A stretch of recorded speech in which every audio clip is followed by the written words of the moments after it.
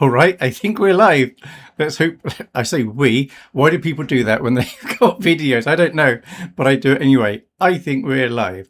Right. So, background. This is a YouTube channel I set up, I don't know, maybe 7, 8 years ago. I probably should have checked. I was diagnosed as being Aspie, that's high functioning autism, 10 years ago. And then after a while, I set up a YouTube channel. I made several videos and they were an awful lot of work. I mean, it was getting things together, not the script. I wasn't reading things out, but all the work that went into them. It was huge. And I had some things to say. And then after a while, I thought, well, I've pretty much said what I think I was going to say. And then I didn't make any more of the Aspie videos. I have made videos on other things, but not on the Asper channel. However, due to a change in our circumstances domestically, which is we now have a better internet connection, I can actually stream now, whereas before I couldn't. So that's one thing. And then also, I'm actually on holiday today. I took all the Wednesdays off in June because I like doing that sort of thing.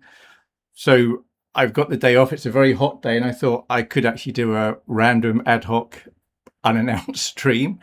But I've also, very interesting here, or interesting for me, I've applied to go part-time and it's been accepted. So from July, I've got every Wednesday off.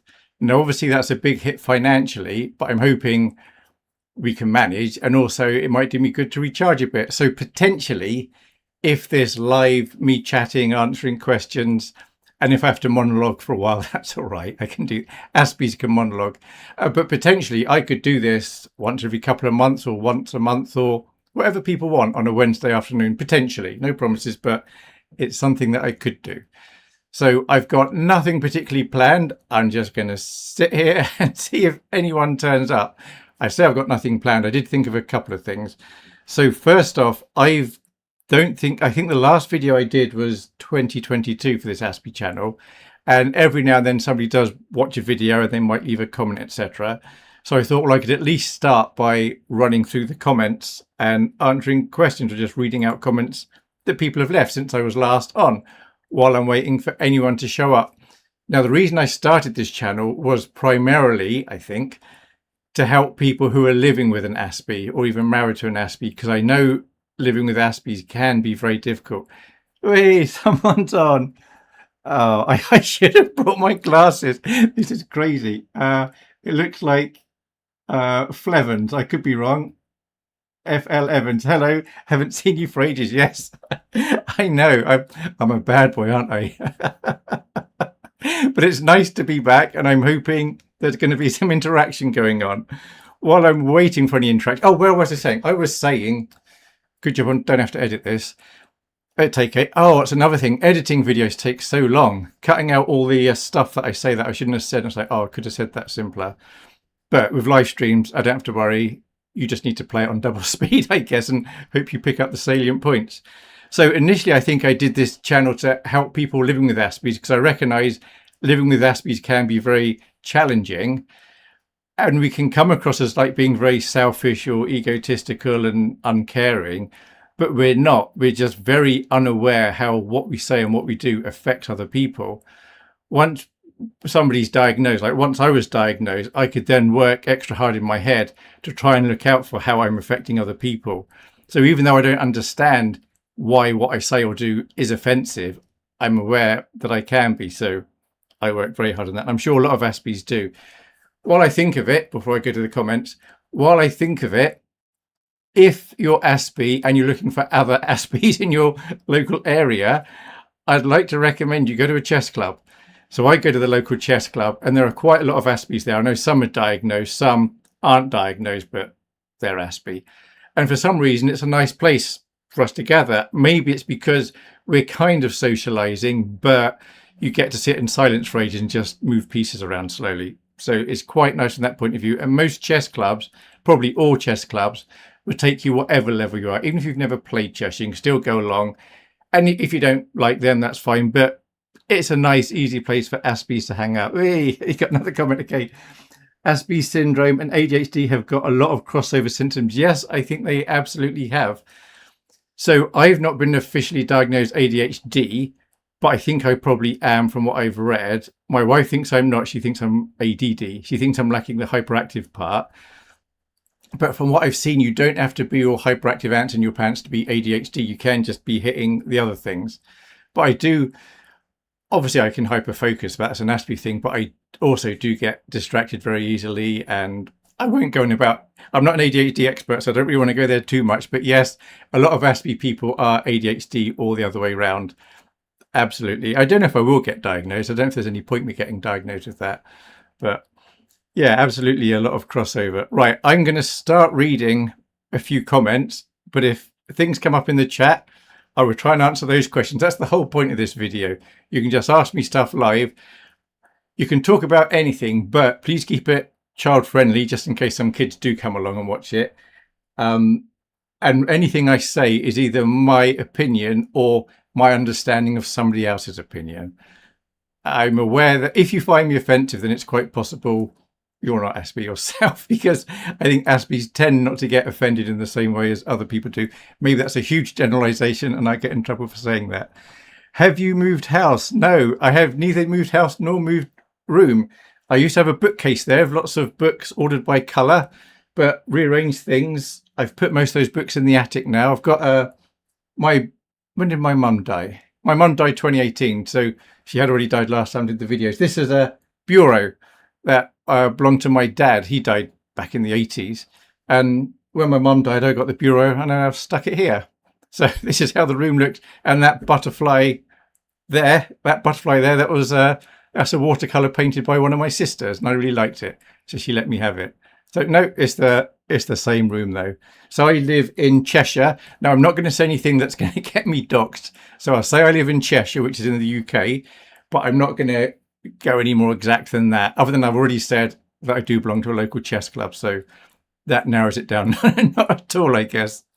Yeah. So I'm not going to talk about anything too personal. Well, I will if it's Aspie related.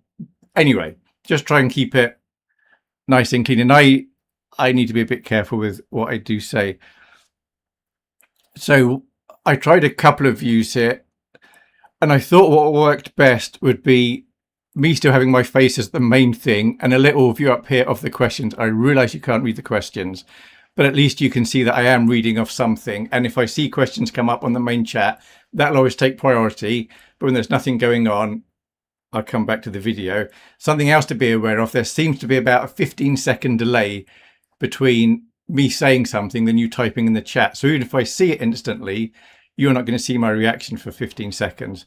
When I keep looking down there, it's because I'm looking at the chat. And if I lean forward, it's because I'm trying to read it, because I should have been more organized. I wonder if I can zoom in on it a little bit. Oh, I can, but then it makes that bigger. That's interesting. Anyway, I might better read a bit better. So I did try another view. I'm sure none of you care, but I shouldn't say that. Maybe you do care. I did try that view, and I thought, well, if I was watching this, I'd probably rather have not that view. I'd rather have that view. So that's what I'm going with for now. So I definitely should have worn some glasses. I don't know if these are going to be any good or not. Oh, yeah. Oh, 2 minutes ago from Truth Triumphant 4015, or at least 2 minutes from when I did this. Please do a video on various churches you attended. I would love to hear your insight. That's not a bad idea. So what I thought I'd do this random Q&A, but it may be that in doing this, we're going to get some ideas for other videos. I won't actually record a video because, like I said, recording and editing and scripting, although I don't read it, is a lot of effort. But I'll get some ideas together and I'll just do a live stream and I'll do it on whatever topic people are asking for. See how organised I am? I didn't even get something to write on. I'm on a computer, so I could type, but yeah. I want to make some notes on this scruffy bit of paper. So let me write churches. I will try. We can do a session. I talk about churches. Don't know how much will be in that. Yes, but you're from Norfolk or somewhere south, I remember. That is a very good memory. So I'm currently in Cheshire. We did live in Edinburgh for 15 years. I had a couple of companies up there. But I am from the south coast. I'm between two cities called Chichester and Portsmouth. Born on the very... Well, I wasn't born on the very coast. I wasn't born on the sea line. But where we grew up, it was a village called Southbourne, actually, just inside West Sussex. And we could just walk to the local village, Princeton, that was on the coast. And it was a great place to work at. work up. It's a great place to grow up, at least for me. This was back in the 70s, it would have been, and the 80s I was there as well. We lived in Pompey, which is Portsmouth, for a couple of years. I think it was just 2 or 3 years we were in Pompey. We were in Leicester a couple of years. So I have been around a bit, and it was very interesting to see, even within the UK, how different people are within areas.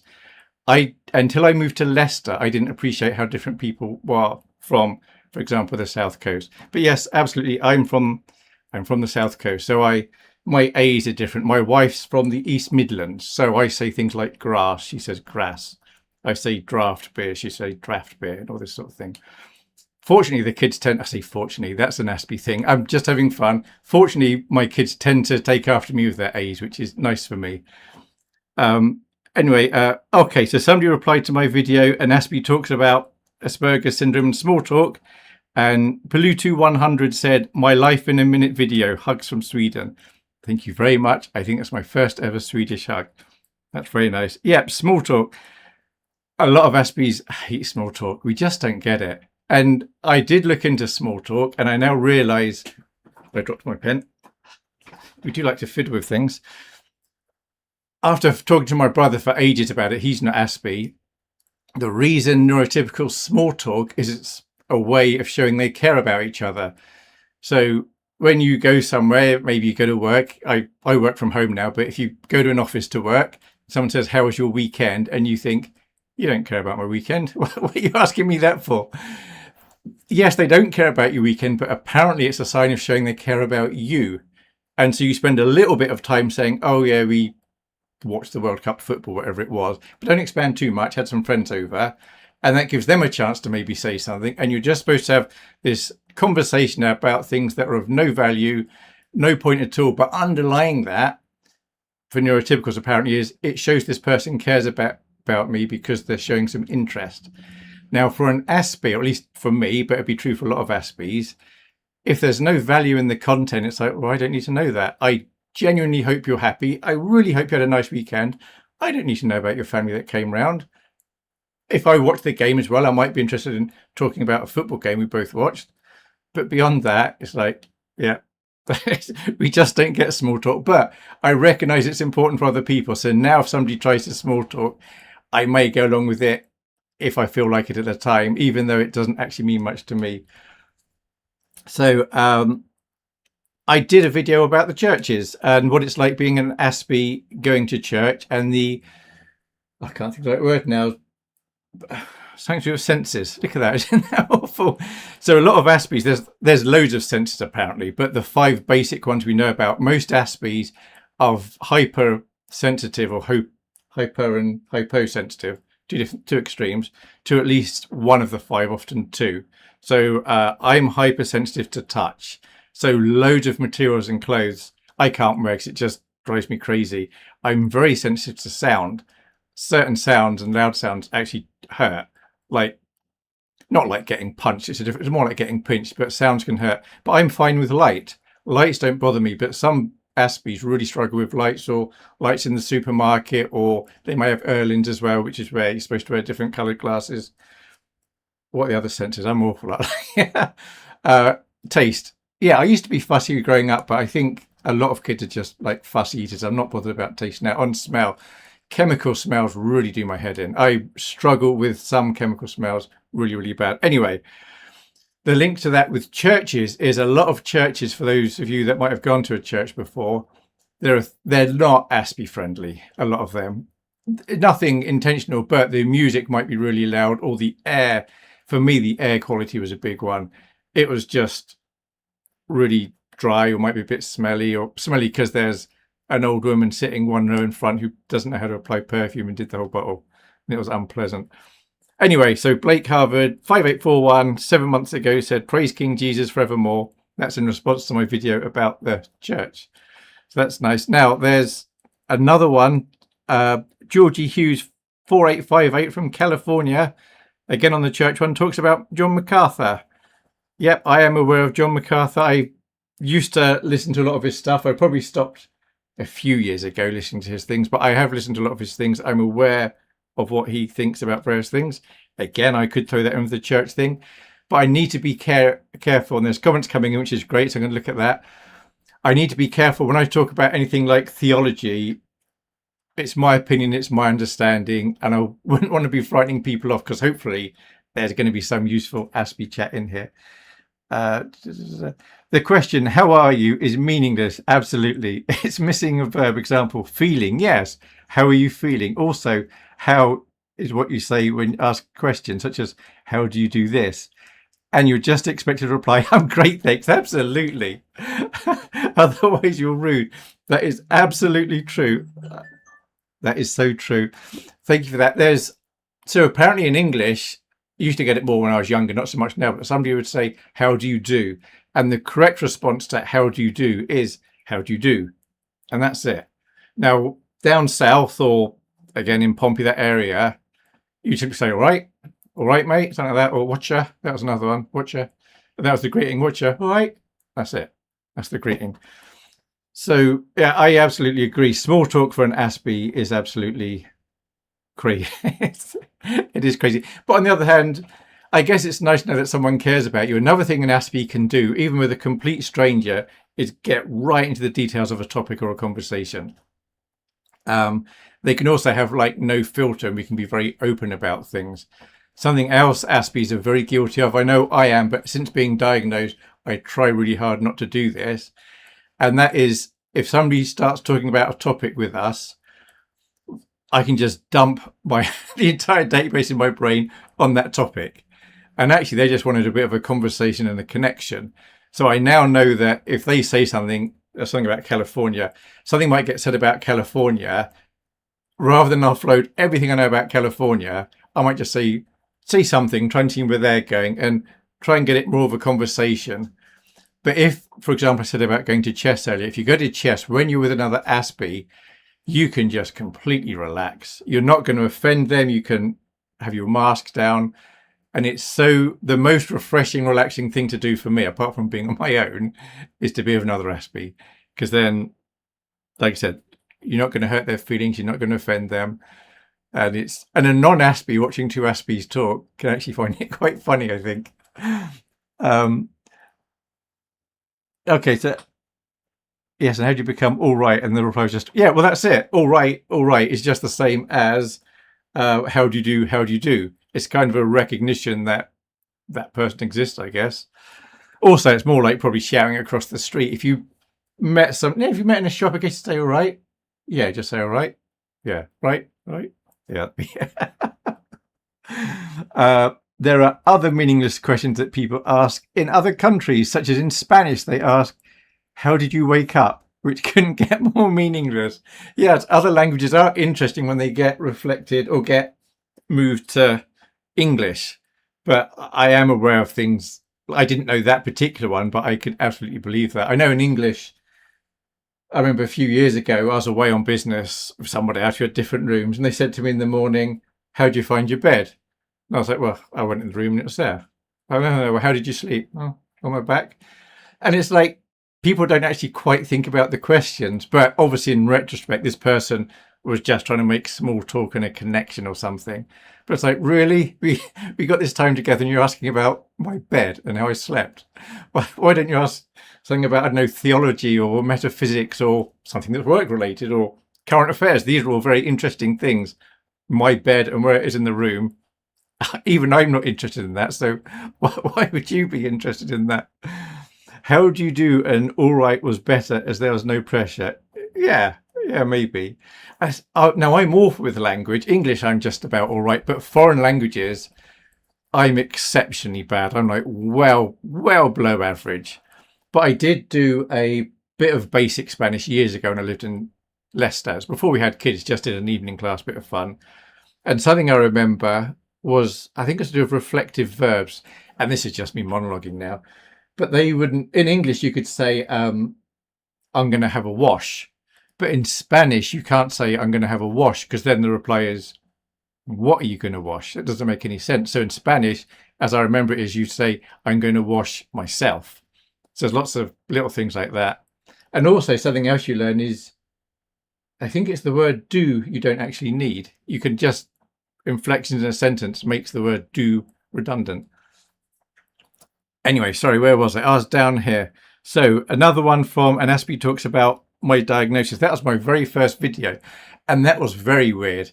I set up the camera, and this wasn't even live, it was just me recording, and I would talk to the camera and it just felt so stupid, even though I can, as an Aspie, I can mask and just witter on like I'm doing now, although thankfully I've got Phil Evans in the room chatting with me, so that helps a bit. It was just really weird, just talking to a camera. So, and the first several videos as well, really annoying, but the sound and the video was a few seconds out, but I didn't know how to fix it. So the early videos are probably better to just listen to rather than watch. But yeah, that was really weird. Anyway, so from that video, somebody said, especially when the vicars are arrogant doing it for the brass. So I don't know the exact comment that was about, but probably about church. So yes, with churches, it'd be Christianity, but also lots of religions, loads of people appear to be in it for the money.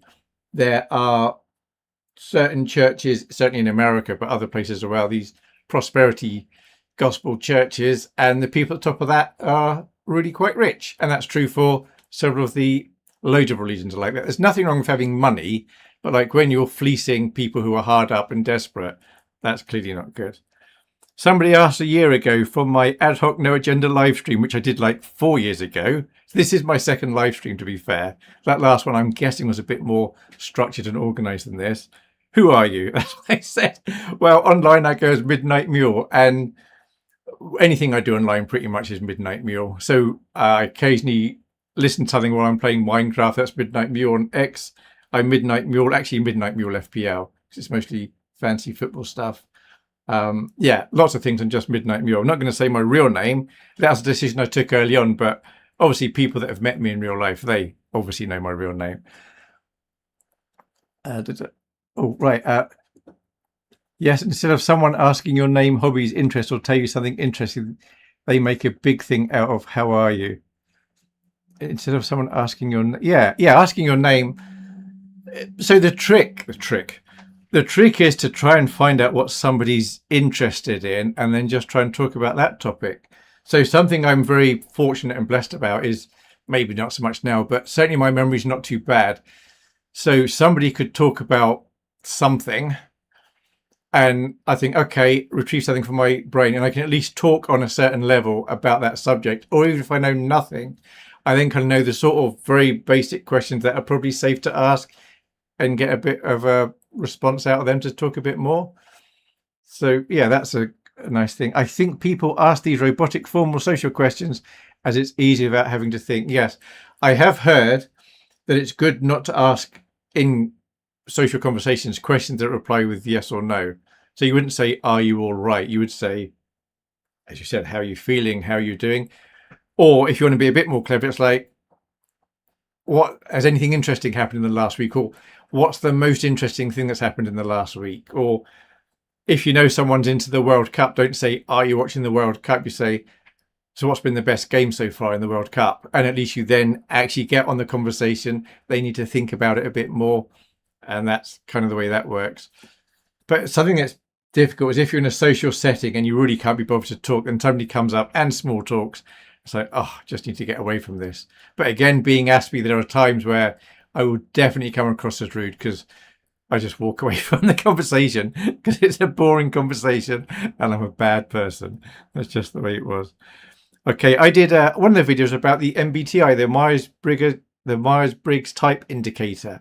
So that's excellent. There's a website. There are several websites where you can get your MBTI. I think I used the one called 16, as in 16personalities.com. You answer a load of questions, and then there are 4 indicators.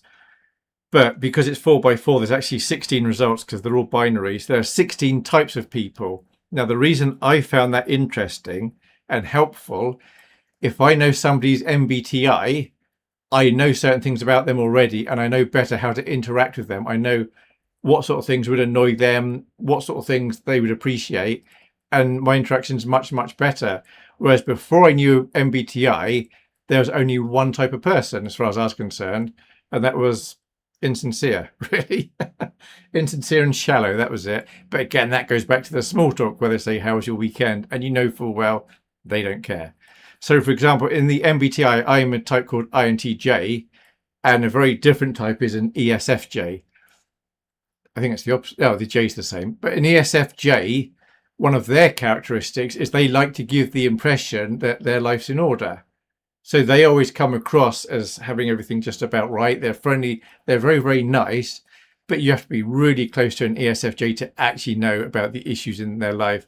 And they'd have to be in a very bad place, or you'd have to be a good friend for them to ever ask for help. Whereas other types, just like an ESFP, perhaps, for example, they're very bubbly and happily, and they would tell you the most private thing about their life because they're just very open, but they're very nice. I think a conversation should be an interchange of knowledge. Definitely for an Aspie, that's helpful. So you learn something, not just small talk, which you've heard the same question millions of times. Yeah, so small talk, there's just no value in it. I agree, something where you can exchange knowledge. Now, if there's a topic I knew nothing about, and I got to think really hard, here we go. I've got a flask of coffee here. I'm not advertising this, but I do like coffee. If somebody worked designing flasks for coffee, I think, okay, that might be interesting. And I could happily listen to them for quite a while, talking about, I don't know, the materials, the thermal properties of the flask, how they get the bits from different areas. It's like, I could listen to that. And that is a lot more interesting than they went to their mum's at the weekend and had a barbecue and it was nice weather. So, well, that's of no use to me. But learning about a flask, I don't know about flasks. Tell me about that. That's interesting. And should be genuine and spontaneous. Absolutely. If you can have a spontaneous, I mean, obviously, apart from work settings where you're doing a presentation or something like that. But yeah, just a genuine, nice conversation. I went down to Euston a couple of months ago. It was May, I think. Yeah, May I went to Euston. So I was on a train and I sat opposite I asked for a single. So I booked a seat. I wanted a single seat, forward facing by a window. And I realised afterwards that seat maybe doesn't exist. It didn't exist on this carriage. And the most important thing was single seat. And then it would have been window and then forward facing, but I don't mind going backwards. But they gave me forward facing by a window, but it was on a table for 4. It's like, oh, great. So there's a couple already there, and they were from New Zealand. Now, I didn't know that initially. From their accent, I knew they're from somewhere around that area. But I also knew if they were from New Zealand and I said, are you Australian? That might be offensive. But it very soon came up that they were Kiwis. So that was fine. And we were talking the whole 2 hours mostly about their things, and whatever they talked about, I could then interchange, say something about that. And they'd just been to Manchester. So we had a perfectly nice conversation. I knew I was never going to see them again. Or very unlikely I'm ever going to see them again. But we could just talk about whatever. And that was perfectly nice. Had little snacks and drinks. But yeah, that was much better than, hi, how are you? How's the weather? What's the weather going to be like in New Zealand when you go back? All this sort of thing. Wouldn't it be crazy if they watch this video, they randomly come across this in a few years' time, think, I remember that guy. He was on the train. We chatted to him. Okay, lots of questions. And yeah. I think most people want to mimic the same comments and questions that everyone else says and don't seem to want to say anything different. There's definitely an element of that. Absolutely. Some people call it sheeple, don't they? Just following the crowd. And I'm aware some Aspies can do that as well, but I think Aspies are maybe a bit less likely to do that. What I find challenging, and now my response is I just shut up about it, is if I talk to somebody, for example, at work, and it might be theology or politics or something current affairs, and they'll have a certain opinion, and I might just start asking some basic questions, and they give quite a snappy, short response. It's like, I know they're just saying what they've heard on the media. They just believe what they've been told. They've not done any research. There's no point even challenging it. So I just let them talk and maybe try and agree with a couple of points that actually are probably technically true, or try and say something that's not too controversial, and then find something else to talk about. Now, I've talked to lots of people over the years from different religions and different denominations, say Christian denominations. And I can very happily talk to, for example, a Sikh. When we were in Leicester, I had some Sikh friends, and we could talk about our religions for ages. And it was a perfectly nice conversation. None of us were expecting to convert the either one, but we'd get to learn a bit about the other one. Whereas you could talk to some people with their certain theological view, and they're like, la, la, la, la, la, I'm not listening. So some atheists are very happy to talk about theology, and they just want to know why you think that. And others are just like, yeah, you're stupid. Evolution's been proven. you're wrong. It's like you can't even have a conversation. Whereas I like to try and think, even if I 100% disagree with what you're saying, I'm very happy to listen to what you got to say. I'll try and ask some sensible questions, and maybe you'll change my mind on something. Anything that I believe, I could be wrong on, in theory. I obviously don't think I am, because if I thought I was, I'd change my mind. But I could be wrong, so some things I'm not wrong about. I'm pretty sure London is the capital of England, but you know what I mean. It might be, there would be certain things anyway. That's a silly example. Some things are black and white and factual. Other things are just evidence-based or theory. So I told you Aspie's can monologue, didn't I? I think conversations. There's probably a better way of me doing these comments actually, but fortunately, there's only one person leaving comments at the moment, so it's easy to keep track of where I was at. I think okay, there wasn't any more comments. Fine. So next comment on here. So MBTI 9G. So that was an interesting handle. Who looked at the MBTI video? This was a year ago. I don't know my MBTI yet, and I find tests not useful at all. Fair enough. But I'm learning about the cognitive functions, and I can totally see how it's going to help me improve my relationships. I now have low iron, so being able to detect others' personality types on the go is going to be a very valuable skill. Yes, it is. You can save a lot of time knowing somebody's type, and a lot of people won't know their MBTI and they can't be bothered to do the test. But I've now learned through briefly talking with somebody, I will look for certain cues to try and determine what sort of person they might be. So I therefore know a certain way to talk to them. So in a work setting, an INTJ or an ENTJ, you absolutely don't need to small talk. You've not seen them for a month. You can connect with them and say, have you done this bit of work for so-and-so? Or I was looking at these numbers. What does this mean? Whereas there'd be certain types, you've not seen them for 3 days. You go in with that and they think, how rude. You didn't even ask how I was. And I'm like, we're at work. We're working. We get paid to work. Just answer the question. So certain types, when you know that they're a E or an INTJ, bang, straight in with what you need to know. Whereas an ESFJ, it'd be, hi, how are you? How are the kids doing? Oh, that's nice. Or is it warm where you are today? And all this stuff to try and get them on a comfortable level.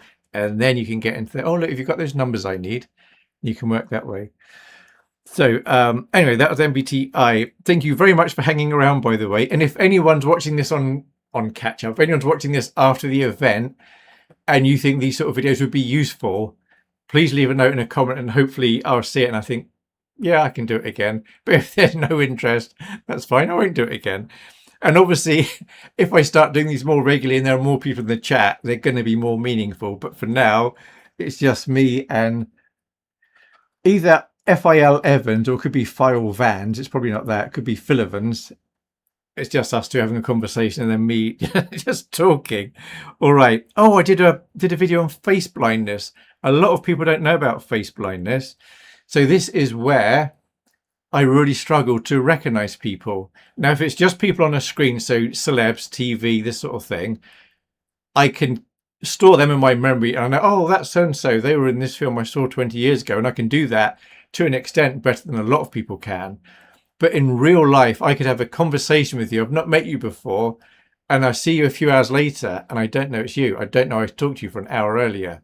And I think what it is a lot of things are very overwhelming for Aspies. And when you look somebody in the eye, it is so overwhelming that you just can't concentrate. It's just like the whole face. It doesn't become white, but effectively you're retaining nothing about their facial features, not even their eyes. You might remember everything they said and where you had the conversation, but that just gets lost. So there's people at work that I'm not sure it's that person. And I sometimes talk to somebody as if they're a certain person, they're not, they're someone else. But fortunately at work, they know I'm Aspie, especially if they've been there for several years. So they say they're not offended. I think they're probably not offended, but it is very difficult for me and for them. And there was a work due a couple of weeks ago. Actually, it was last Tuesday it was. So I went to that and loads of people there said, hi, insert name here. Hi, this is my name. Oh, hi, how you doing? Most of them, I didn't know who they were. And it's like, they know me. I've probably had conversations with them. I probably work with them on different things, but I don't know who they are. Obviously, someone that I see every day or very regularly, I know them. And if I saw them out of context, I would probably think it was them. But if they didn't respond, like if somebody from work I see once a month, if I bumped into them in the local Tesco's or Sainsbury's, I don't go shopping. But if I did, if they completely blanked me and didn't acknowledge me, I may think that looks like so-and-so. I think, oh, but it probably isn't. Whereas if they started talking to me, I think I'd be racking through my head, oh yeah, I think this is so-and-so from work, and I could chat. And I'm sure this happens to some of you. Sometimes somebody would talk to me completely out of context, and I try and run the conversation as if I completely know who they are, and I haven't got a Scooby-Doo who they are. It's just like, well, and then after a while I might think, oh, right, yeah, you're John. Oh, yeah, you're my next door neighbour. Okay, yeah, I know who you are now. And then I can carry on, which obviously I wouldn't verbalise. I suddenly realise that's my neighbour that I'm talking to, but it can just happen. But like when I was younger, sometimes the family would go abroad. Unfortunately, I didn't have to go. They'd be away for a week or two. When they come back, I know it's them at the front door that I'm letting in. Intellectually, I know it's them, but it actually looked like a bunch of strangers, which I suppose is quite sad. Anyway, face blindness.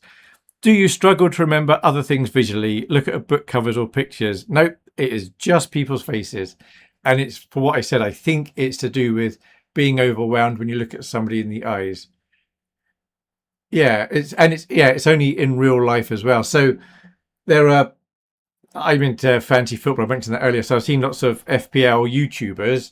So I know who they are when I see them on the screen. So when I see them in real life, because I learnt them not having to interact fully with them, I know it's that person. Whereas if I first meet them in real life, then I saw them on the screen, I might not actually know it's them. I need to find a better way to do these comments for sure. It's important to be, I think that most people, yeah. So it's important to be polite and greet, but not, yeah, done that one. There are a lot of people that have done that one. They are just asking to pretend to be interested to make themselves seem polite, very fake. Yes, I'd say for some of them, but other people, they just maybe don't know how to converse. And some people may genuinely be interested in you. Now, something I'm aware of, but I wasn't at the time, I think when I was maybe in my late teenage years, there were some girls that liked me and I was completely oblivious to them. And in retrospect, now that I know more, they were probably flirting and making it very obvious they liked me. And I just wasn't picking up on it, which looking back is quite funny. And I guess maybe my wife's happy that I didn't realise. I don't know. But yeah. So they can seem, I think sometimes people seem fake and they're not. And other times they really, really don't care. It is a difficult line. If you can get somebody to talk with you on something interesting, that is so nice though, whatever it is. There's another one about the church. The Bible Belt has become hostile towards people like that. That is probably responding to another comment, and I don't know what the comment is. I've never been to America. I've not been to the Bible Belt, so I really can't comment on that. But I do live with an American, and I work with an American. I say I live with an American because all three kids now are adult. They're all still at home, and one of them's married, and they married an American. And so now they're living here with their husband. So we have some interesting conversations about that. And they're from, this isn't saying too much, they're from Illinois. And the person I work with is from California. And so my son-in-law is Republican, the Californian is Democrat. So they've never talked, but if they did, politics over there in America, I think, is very much more divisive than it is in the UK. So they probably really wouldn't get on, but they're both perfectly nice people. Another one about small talk. Well said. I can relate to the hardships of small talk. Thanks for your advocacy of autism awareness. Yeah, small talk. It really does our head in. But some people, when they learn your Aspie, they're willing to make adjustments, especially if they're friends, and they won't bother with the small talk. And like my brother, he's very good with people. When I was diagnosed, he could instantly switch, and suddenly he knew how to interact with me. He knew I wasn't being awkward. And he knew I went by the words that were said, not any inflections or reading between the lines. And there are certain other people that I deal with quite a lot who know to go by what the words are as opposed to what they meant. So something happened a fair bit at home, but my wife said to my son, I don't remember exactly what it was, but it might have been something like the bins need taking out because he takes the bins out. She said to him, the bins need taking out, meaning, could you please take the bins out now? Or even take the bins out now. To which my son would have replied, okay. as in, okay, to the bins need taking out. In his mind, because I'm pretty sure the kids are Aspie, that was not a request to take the bins out. That was an observation. And that is not an Aspie being difficult. That is reality. So if you want an Aspie to take the bins out, you should say something like, the bins are full. Could you please take them out for me? And then Aspie will be like, oh yeah, no problem. But if you say the bins are full, okay, that's a statement. There's nothing behind that. But then for someone who's neurodiverse, they would pick up on, why are they saying that? Oh, look, mum looks really busy at the moment, a bit stressed. Maybe I can help her. I know the bins need doing. I know, I'll take the bins out. And they make all these connections when Aspie's just got the words. I can see there's another comment now. How do you handle small talk? I know, it depends on the context. So if I'm at work, then I just accept at the beginning of some of the Teams talks, because we work from home now, there will be some small talk with some people, and that's fine. I know the right sort of things to say, the right sort of things to ask. There's a bit of small talk. It's been going a couple of minutes. Okay, now we can get on with the work. At home, there's never any small talk because, like I said, I think the 3 kids at Aspie, we wouldn't bother doing that.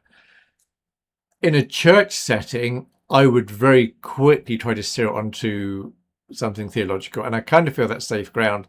If they're in church, they should be willing to talk about these things. That said, I've not been to a church service for many years because I struggle with the senses. It come to me when I stopped the video. I remember what the word is to do with struggling with senses, but I've forgotten what it is now. But yeah, so small talk is, and like on the train, I was going to be opposite these 2 Kiwis. I knew it was going to be a couple of hours. That's given away where I live. It was about 2 hours, actually a bit less than that. So may as well get on with them. They seem perfectly polite people. It's like, I was looking forward to being on the train on my own, just silent for 2 hours, but that's fine.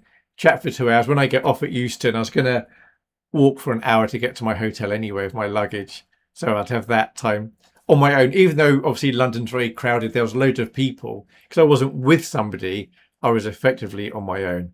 It was a hot day as well. It's hot today. I've got, look at, I don't know if you can read that, 31 degrees in this room. I've got this fan going. I don't think the fan's getting picked up by the mic, but it is very warm. I know my hair looks a bit greasy. It really isn't greasy. It's just I'm perspiring quite a lot here. So, yes, people ask a questions and that not what they want to know, and you're supposed to guess what they mean. Yeah, absolutely. It's infuriating. It's just say what you mean. And yet for us, if we say what we mean, like for the bins example, we might say the bins are full, please take the bins out. It might be just take the bins out. And it's not being rude, it's just giving a direction. But then to a neurotypical, that might seem really rude and uncaring, and it's like, oh, come on. So another thing Aspies can do, and one of my kids do this, and I can say that because I doubt they're ever going to watch this video, is Aspies are naturally do not read the room. That's a phrase, read the room. But since being diagnosed, I'm now aware of reading the room, which is when you go into a room, whether it's lots of people or one person, try and gauge what's going on. Are they doing something? Is there a certain tone and inflections in what's being said? If you can't hear the words, and then try and whatever it is you're going to say, make sure you match the room. So if I went in, I don't go to the office anymore, but if I went to the office and I had to go into a room and there's people having a conversation, I wouldn't just go in and say, hi, how's your weekend? Because I know people like that. I would try and work, they could be having a quiet conversation. It's something confidential about work, or one of them's upset. I just go in there and start setting things up, and they may talk to me. Or other times they may look at me and smile. It's like, okay, they want some small talk going on here.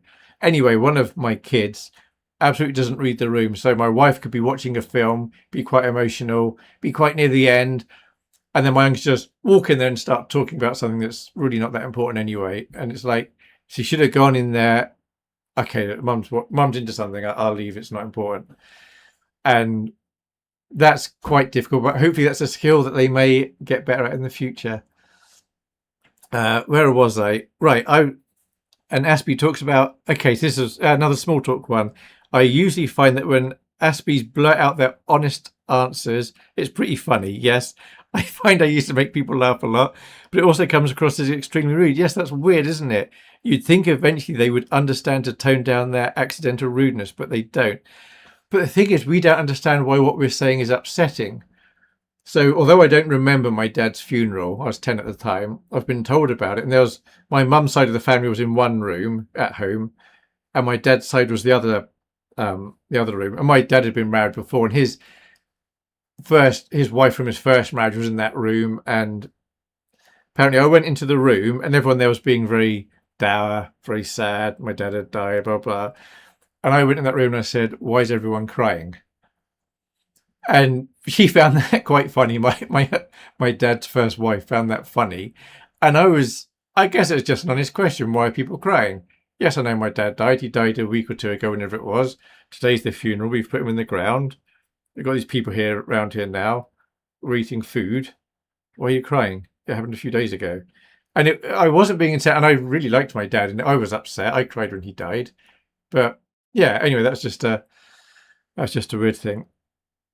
You'd think that people could learn to handle the truth. Yes, absolutely. But like I said, some people at work adjust very well to being Aspie, and others don't. They say they do, and I've got to be careful what I say now. But no one from work's going to watch this. So work officially is very accommodating to all this neurodiverse stuff and disabilities, whatever else. But I will still get comments about, why can't you be a bit more sensitive, or why can't you make more of an effort to understand what they're meaning? It's like, that is the whole point of being Aspie. We don't get it. It makes no sense. You might as well be speaking a language I don't know. You can't ask us to make that adjustment. It's like somebody who's in a wheelchair saying to them, "Yes, but why can't you just run up the stair?" Look, we make accommodations for you by moving furniture. Now you could help us by running up the stairs every now and then. When someone says a comment like that about Aspie, why don't you just try a bit harder? Why can't you try and be more sensitive? It's like, yep, you just don't get it. You just do not understand. And I can assure you, it's really, really difficult being Aspie. Well, it's easy being Aspie. It's difficult being in the world when you're Aspie, because I can try really hard not to be offensive, not to upset people. And at the end of the day, I know I've said things that upset people. And it's like, I was trying so hard and they still got upset. And that's just ridiculous. Another MBTI comment. I had the exact same experience as you with pre and post understanding of MBTI. I'm split down the middle between INTP and INTJ. That's interesting. I'm taking the test multiple times and it's a toss up of where I end up, but it's always right around 50 between P and J. So for those that don't know, there's INTJ or INTP. J is judgmental, P is perceiving or perceptive. Now, it's not judgmental as in being very judgmental about a person. You shouldn't do this, you're wrong about that. It's judgmental. If you're big in the J, it's you can make decisions based on what you've got quite easily. If you're big in the P, you can really struggle to make decisions. So for someone who's a J like myself, I've got information about something. Given this information, that's what I'm going to do. Bang, I've done it. It may not be the best course of action, but that's it. I'm onto it now. I'm doing it. For a P, given this information, there might be more information I need. What if I investigate this a bit more? And it's really hard for a P to make decisions. So a P generally would not make a good business decision maker in a business, because they'd always want more information and they'd be all over the place. They'll start something, then start something else. And I've known people who are Ps at the place I work now, for example, and they can be quite difficult, and they're all over the place sometimes. And it's like, oh, and you just have to try and deal with them. Whereas a J, it's just like that, bang, here it is, do it. And Js may not make the right decisions, but at least they do make decisions. And it's good enough normally to get on and do the thing that needs doing. So if you're between P and J, that suggests to me sometimes you can make decisions. You probably would like to have more information, but you can generally get through. So one of my kids, when she was younger, might go to the garage, get some fuel, go in. She'd come with me. There's loads of confectionery on display. Oh, you can have a chocolate bar if you like. And she'd stand there. There's like 10, 20 different chocolate bars.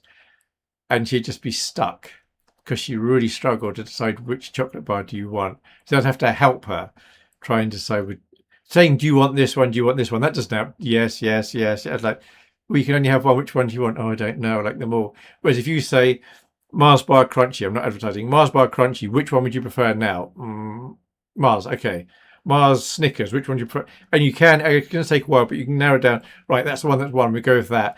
And then you go to pick up and they say, oh no, I want a crunchy. That's fine. They subconsciously, they realise it's the crunchy, you take the crunchy, you pay for the crunchy. But again, when you know this is what your kids are like, if you take them in to pay for the fuel, you've also mentally prepared for this may be 3 or 4 minutes once you've said, do you want a chocolate bar? And that's just the way you deal with it. Surely it's more upsetting to find out someone is lying instead of just being honest in the first place. It is for some people. What's interesting is some people, even some that are close to me in the past, I will know they're lying, but they don't know that I know they're lying. And I will still just try and keep the conversation going rather than calling them out. Obviously, if it's a work thing, then at work, I'm very good at keeping an audit trail of what's happened. So I can produce an email of, oh, actually, this is what was said. But even then, I don't say, liar, liar, pants on fire. Look at this email from September. I might be like, oh, this email in September said X, but you're saying Y. Which one is correct? And they may either say, oh, yeah, it was X, but now it's Y. Or they may say, oh, yeah, thanks for that. No, you're right, it is X. And another thing that they'd say is, a certain person says, is, I never said it was Y, I always said it was X. And I've had that before where somebody's saying a certain thing, you produce evidence contradicting it, and they're straight away, no, I wasn't saying that. That's not what I said at all. And it's just like gaslighting to the extreme. It's like, yeah, I know what you said. But at least I'm old enough now, where long enough in the tooth, I guess they call it, where I know that's a complete nonsense what they're saying. It's nice that you're still hanging about, by the way. I assume you're still there. I don't actually know how many people are watching this live. I have got an indicator here, and it says 1, but I've also read that that may not be accurate, but it says concurrent viewers 1, so I assume there's 1 person currently watching at the moment. Okay, one about a parent. Like somebody asked, Sweet Girly 8489, do you genuinely love your children? Are you capable of it? I'm asking because I'm sure my dad has Aspergers and that he doesn't love me. Do I genuinely love my children? Yes, to my understanding of what love is, absolutely, I do love them. Are you capable of it? To my understanding of love, yes. But again, it may not come across that way. And you're asking, so I'm very sad to hear that you think your dad doesn't love you. I've never met your dad. I've never met you. I would say it's very likely that as far as he's concerned, he does love you. He doesn't show you in the way that you would understand it being love. And he may come across as very unkind with some of the things he says and does. But like I said, I don't know you, and I don't know him. But we can appear unloving, but absolutely we've got very deep emotions and feelings, and we could absolutely totally. A parent, an Aspie parent, can totally love their children. It's just shown in a different way. So there's this story. There's an example given. You may have read this before. An Aspie child comes home and they see the mother crying. Now, a neurotypical child coming home and seeing their mother crying a little bit would go up, this is if it's a girl, go up and give the mother a hug. And they might say, how are you? Or they might just give him a hug, knowing that helps the mother. An Aspie child coming home sees the mother crying, wants to help, so he gets the tissues and passes the tissues to the mother, then walks off because they've done what was helpful. And that's them showing love. But if it's a neurotypical mother, the hug is what was most appreciated. But to the Aspie, the tissues are needed. I'm showing that I care by giving you tissues, and that just absolutely just made sense. I don't know how long I'm going to waffle on for, by the way. I don't know how long have we been going. 53 minutes left. It doesn't matter. I can talk a little bit longer yet. People watch it later. Well, it'd be nice if people do watch this later and leave comments. And I know if there's a desire for me to do this sort of thing in the future. In the future, it can be more focused because there might be more people in the chat, and I can just be directly answering things like that. Whereas at the moment, I'm just largely monologuing and getting on with it. There's somebody, when I did the thing about being a parent of Aspies, somebody did leave a comment about I seem very unloving or I don't seem very nice. I can't remember what it was. Then one of my younger sisters who knows me well and the kids, they did leave a comment saying that I was a nice parent. And my kids would probably tell you that I'm quite nice. We had a Father's Day recently in the UK. I think it was the Sunday just gone. One of them baked me a cake. The other two got me a little bit of chocolate. So that was nice. They know I like chocolate. Something I struggle with, I'm sure a lot of Aspies do as well, is I'm awful at hoarding. I find it really hard to get rid of stuff. But I recognise I find it difficult. So for years, I've always said to the family for Christmas and birthdays, if you want to buy me something, it has to be perishable. So they'll buy me drink or they'll buy me food, and that's it. They won't buy me some nice little ornament or a fun little game, because I find that really hard to get rid of. Whereas chocolate, I don't have a trouble getting rid of that. Same with drink, I can get rid of that. It's not a problem. And then that's it. It's done and dusted. They get the nice feeling they bought me something. I get the feeling they got me something, and I get to enjoy the sugar or whatever it is. Can't remember why I said that. Never mind. Never mind. Okay. An Aspie, another one about small talk, and there's a comment from Charette, and then there's some characters, and it looks like it's in foreign to me, and I don't know what it is, so I'm sorry about that. I can't answer that one. Another one on the parent one. I'm a parent, Aspie too. It's been hard. The sensory issues, yep, the sensory perception, that's the phrase, thank you, have caused me so much struggle. Yeah, and if you're, that was from Major AP Scallion, I guess that is, or APS Scallion, or it could be Major Apscallion. I've no idea. So I think it's probably more difficult for a female Aspie parent than a male, because the female would be more expected to be giving lots of hugs and be more attention with all these sort of things for the kids, whereas the father much less so, and the father would be more expected to do certain practical things, maybe help make the bike or the doll's house, or I don't know, make a garden shed, play the Lego. That'd be fun. And for an Aspie, that's a lot easier anyway. So I think, although it's difficult for the father, I think it would be much more difficult, absolutely, for the mother. And the sensory issues, yeah, if you're very sensitive to sound and you've got to hold a baby and they're crying, but you're trying to comfort them, obviously you could put in earplugs, but that sort of thing could be really difficult. And you might not always be able to get earplugs, and that could be expensive if you keep using earplugs. But yeah, as people that are neurotypical, I think, have next to no idea how challenging it can be being Aspie. Like every day, nearly every situation, every day, things are just really difficult. When I'm on my own, which fortunately is most of the time, as in I'm in this room, it's a lot easier to cope. But when I'm with other people, it is a lot more challenging. I can be pretty natural at home, certainly with the kids, because they know me, they're fine. And at chess, with a good number of people there, I can be totally relaxed. Now the MBTI one. Hi, I'm here because I'm an Aspie and INTP and wondered if there's a connection. So I have read that there are 16 MBTI types, and I think Aspies tend to be one of 5 or maybe one of 7, but fewer than half of the MBTI types tend to be Aspie. So yep, there could be a connection, and certainly a neurotypical who is INTJ, they can seem very similar to an Aspie because some of the traits are very, very similar. So being an Aspie INTJ is like being an INTJ on steroids, really. Being boring about... Okay, I did a video about being boring. That was about... I let the grass... We got quite a decent-sized garden grow one year, and there's lots of different types of grass.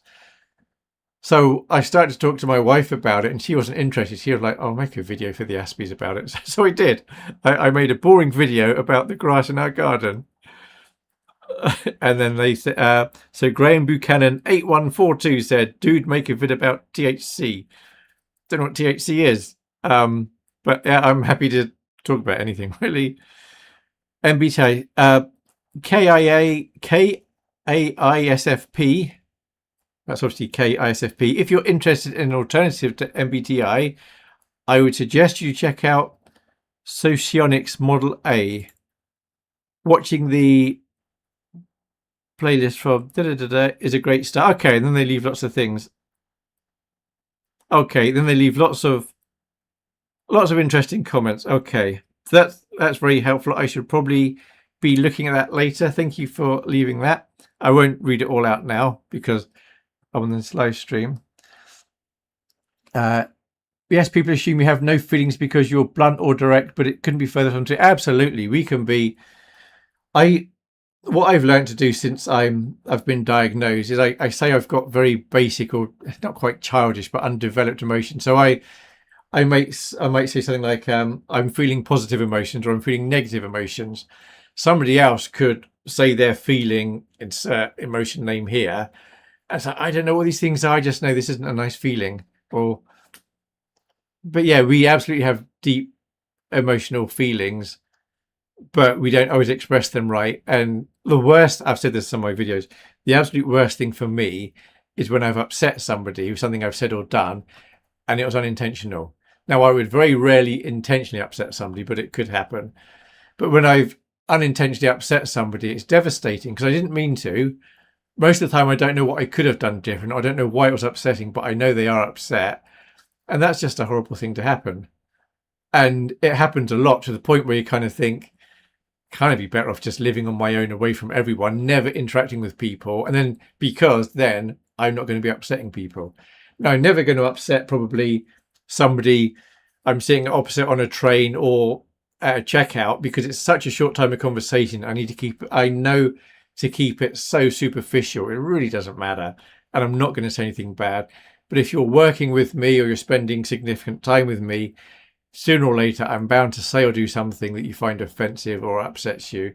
Offensive doesn't bother me so much. If I say something and they're offended by it, and I think, oh, you're just silly for being offended by that, that doesn't bother me. That's just like, oh, you're being silly. Do you find people overlook your feelings more so because your personality is unusual? I don't know, would be the answer to that. I think being British and then being male, you're kind of expected to be conservative with your feelings in any case.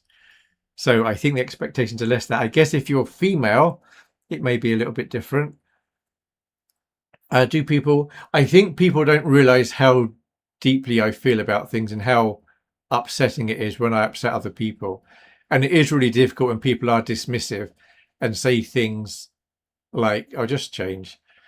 Try and be more sensitive to other people. It's like, but I don't get it. I can't. That's such a ridiculous thing to say. Another one on the MBTI from Iao Gallo Ultimo. I'm also INTJ. Good for you, and find it useful for the same reasons as you do. Good. I would be interested to hear Peterson explain the reasons for disliking MBTI. I've never heard a rebuttal I found convincing. So it's just a throwaway comment. So this was in the MBTI video. I did a little clip of Peterson. I think I did a clip. Maybe it's just an image. And he doesn't rate the MBTI, but he's a psychiatrist or psychologist. I think he's a psychiatrist. And he looks at people a certain way. And so for him, he probably sees the MBTI as very restrictive, and you're putting somebody in one of 16 pigeonholes, and it's very flawed, blah, blah, blah, blah. And for a neurotypical or psychiatrist, that may be very, very true and valid. But for an Aspie, where everyone is the same, the 16 is 16 times better than having one type of person, shallow and insincere. Now suddenly, oh, right, you're coming across as shallow and insincere, but that's because you're ESFJ. And that means you like to be very protective about your personal life. And you want to have a conversation, but you never want to say anything personal. So you've got to keep it at a high level. And it's like, fine, I will operate with you on that higher level. So in the work setting and other settings, but especially work, if I know someone's MBTI, it massively helps. Somebody talking about the video, a parent with Asperger's syndrome. This is Abigail Garcia, 1019, I'm going to say that is. It's so refreshing to see adults that are parents being open about their lives as Aspie. Thank you for sharing your experiences. Thank you very much for leaving a comment. Absolute pleasure. I'm happy to be open. And like I said, right at the beginning, if you've actually seen the beginning of this video, I want to be helping people, especially those that have to live or deal with Aspies, but also I can try and help Aspies, try and explain why others maybe see the world the way they do. Now, I only know from my experience, but I've been an Aspie for 55-ish years, something like that. So I've got quite a lot of things stored up. I've got quite a lot of memories. I will come across as quite thick-skinned, so you're not going to say things that are going to offend me. That's not a challenge, because I'm sure you can, but don't worry about just saying whatever it is you want to say. So I'm probably saying this wrong. Laurie Susan Elroy 5225. This is the parents one. I love how honest and direct you are. That's being Aspie. Thank you. Having self-awareness and self-humor. My own dad, now 88, is an undiagnosed Aspie for sure.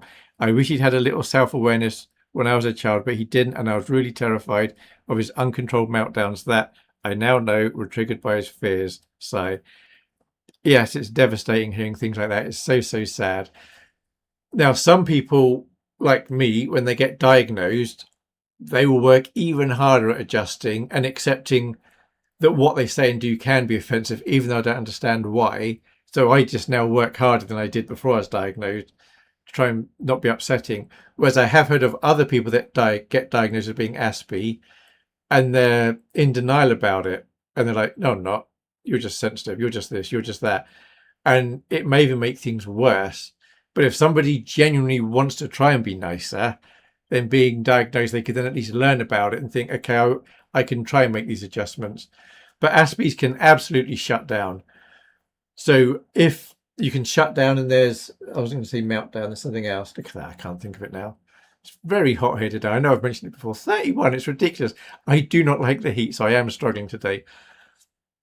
So we can totally shut down. So as a child, I could be in a situation or a room or a setting I was finding really difficult, and I would just go more into myself and try and block out what's around me. But now that I'm an adult, if I'm in a situation it's difficult, I would just walk out. Now, I can't do that on a plane, and obviously on a train, I'd have to wait for the next stop. But if I was in some meeting at work, for example, and I was getting overwhelmed with Sentry staff, I would just walk out. And I'd wait to recover. If I could recover, if I thought I'm not going to recover, I would just drive home. If I was even if I was in a wedding, obviously not my own wedding, I'm already married anyway, but if I was a guest at a wedding and it was becoming too much, I would just quietly leave. Wouldn't make a scene of it, but it's like, yeah, it's just too much for me. So my middle child got married in Edinburgh last summer, and I said I would go. Like I said, we live in Cheshire. So the plan was we're going to hire a couple of caravans at some caravan park near Edinburgh. I can't remember where it was now. So hire a couple of caravans, we'd be in one, and then there's the other one we needed for some guests or bridesmaids for a few days. That was fine, not a problem. And everyone was going up on the train apart from me. I was going to drive on my own with the luggage. But as we got nearer the time, I was thinking, I may really struggle with this. There are so many things about being on the caravan park, being with these other people on the caravan park. I haven't got all my home comforts. What if it's a hot day? What if I need to be dressed up smart on a hot day? And so I did actually warn my daughter, I think, that I'm going to try really hard to come, but I don't know if I'm going to be able to. It's possible when we get right near the time, it's going to be too much. But fortunately for her, I was able to make it, managed to survive. I think things went all right. I think there were no issues.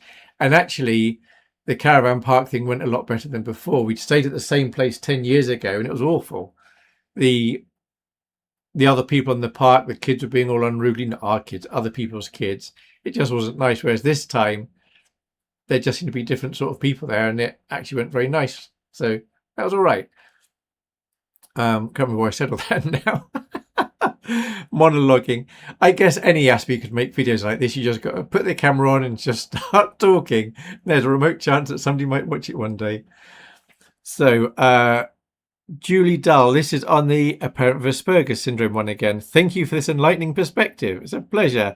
It is extremely helpful in understanding the view from an Aspie person. Yep, and if you ever see that I'm online on a live stream, pop in and feel free to say hello or ask something. There's a number from Truth Triumph 4015 to do with, they watch quite a few of my videos by the look of it, so thank you for doing that. They've written some things which will mean nothing to some of you and some other. I'll read the first little part. God is the Father, Jesus his only begotten Son, and the Holy Spirit is their spirit, not some third unknown God. We have been deceived about the Trinity, along with not having to keep all of God's 10 commandments. And then more things are said there.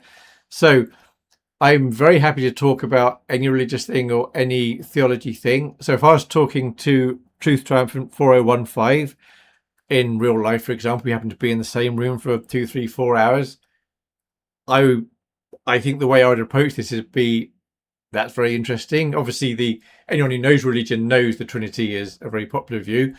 Jehovah's Witnesses, for example, they don't have the Trinity. They have the Holy Spirit as God's force. Jehovah is God, what we call God the Father, and Jesus is a created being who's also Michael the Archangel, and he can flip between the two.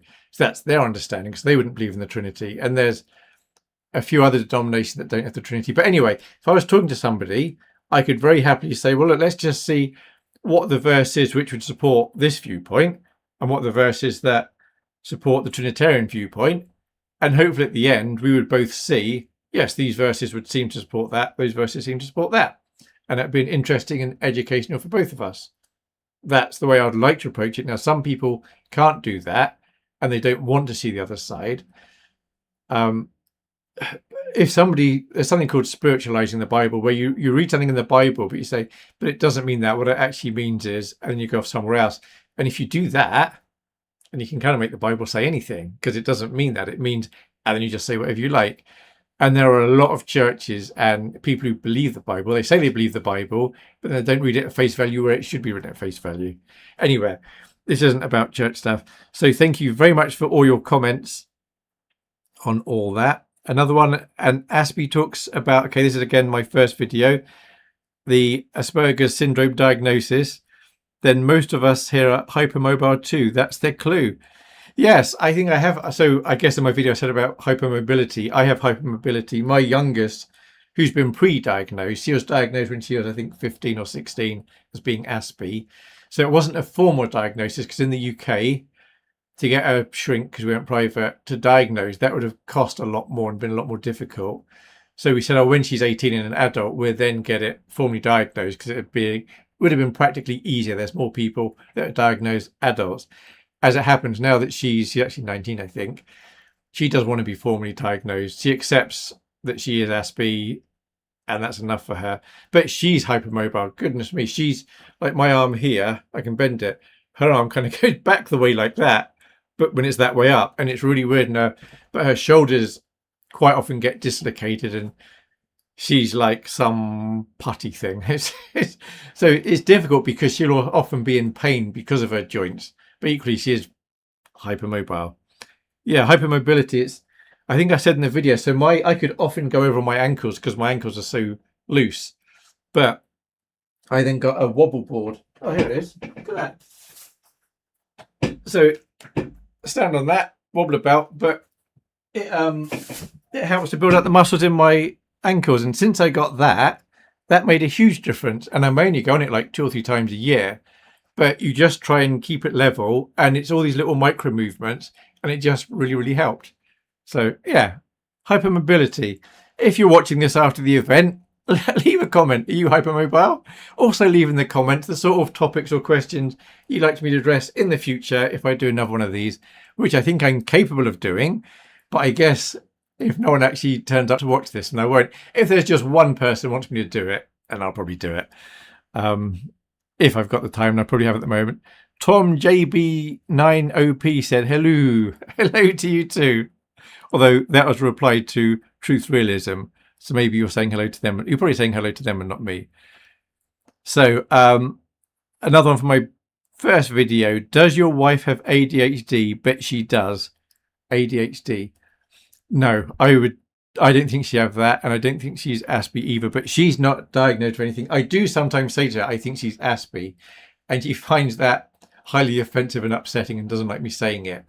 But I have my reasons for thinking she is, which I won't go into, and wouldn't be fair to.